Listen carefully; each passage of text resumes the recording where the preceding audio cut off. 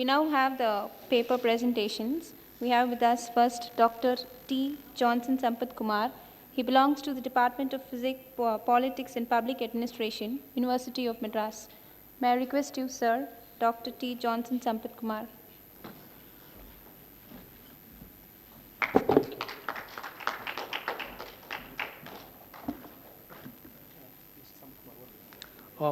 First of all, I would like to thank the Institute of International Education Service for having given me this opportunity to share some of my thoughts on the occasion of the celebration of the 50th anniversary of the United Nations.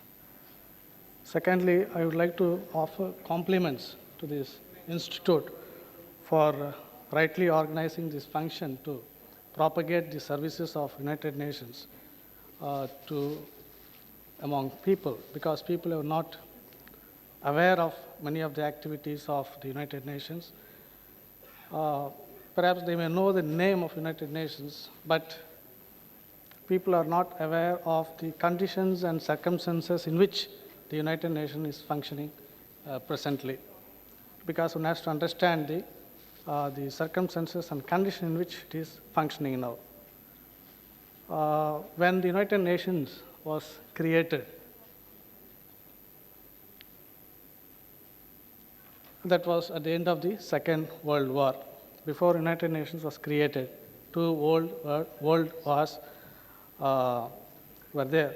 But after the creation of the United Nations, of course, there are no wars, but there was only the end of Cold War. And now, after the end of Cold War, the nature and functions of the United Nations, has to change a lot. Previously, it was mainly the peacekeeping task, but now it has to involve in many developmental activities. It has to involve in many developmental activities among nations. It has to maintain cooperation among nations. It has to prevent the conflict situations, and it has to concentrate on many more activities that should bring nations together for cooperative, coordinated approach for human development and many other development. Now, I'm doing my research in the University of Madras at the postdoctoral level on West Asia. United Nations has attempted to bring peace whenever there were conflicts, whenever there were wars.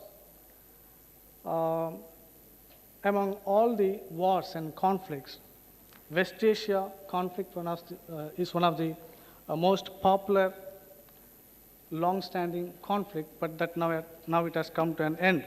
United Nations has functioned as a main body of negotiator of this conflict. Of course, the United Nations is not functioning independently. United Nations is not functioning independently, but it is functioning under the influence of main powers, superpowers, and other big powers. However, the purpose of the creation of the United Nations is being served. That is to create peace, or to try to use this United Nations organization as an instrument to bring peace. And that's how the United Nations has been a successful one in bringing peace, especially in this West Asia conflict. Now, I would like to just briefly read out a small write-up on the United Nations functions. The United Nations has been involved in the West Asia crisis almost from the birth of the organization, serving as an instrument of peace during war times, but regarded with suspicion by both Arabs and Israelites. The Security Council has held several hundreds of meetings on the subject, more than any other. The General Assembly has held special and emergency sessions and denoted hundreds of hours of regular sessions. The Council and the Assembly have created a dozen special mediation, relief, and peacekeeping operations. Some critics have argued that the Middle East would be better off today if the United Nations had ever existed and the two sides had fought to the finish in 1948 or again in 1956 or 67 and 67. It can just as easily be stated in reverse. The United Nations would be better off had the West Asia never existed, for the crises of recent years have exposed the basic weakness of the organization.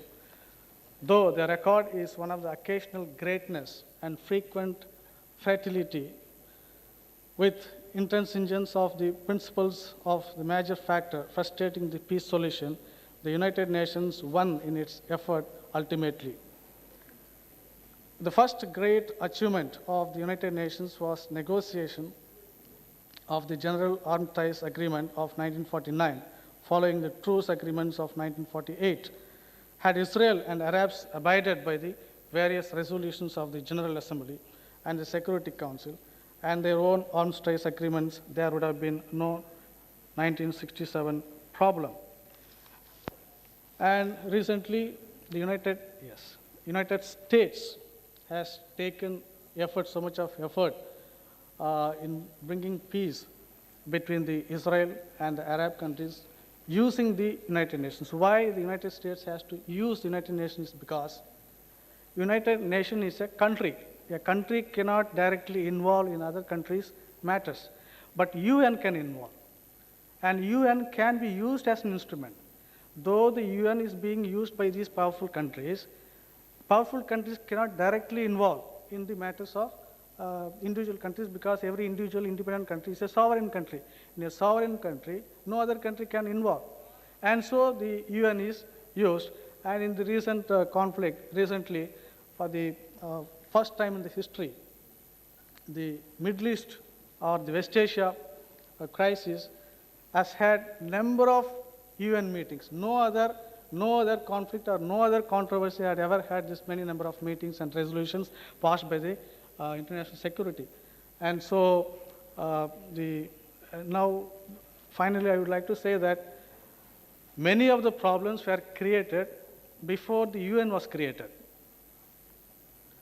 Many of the problems. But now one may say that the existence of the United Nations for the maintenance of peace may not be that much useful. But even then, I would like to say that we do not know when a new controversy will come, what type of controversy will come. And so it is always essential that an organization like United Nations should continue to exist and serve for the peace. Thank you very much.